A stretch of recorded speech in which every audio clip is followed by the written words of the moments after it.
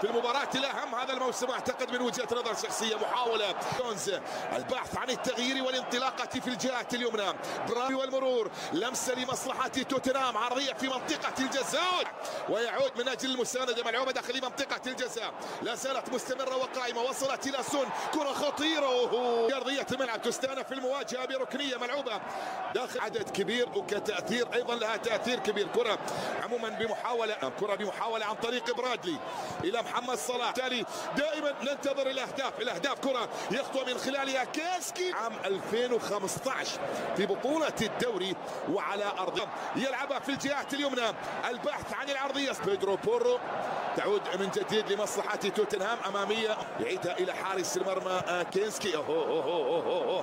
توتنهام وصلت إلى سون يلعبها سولانكي.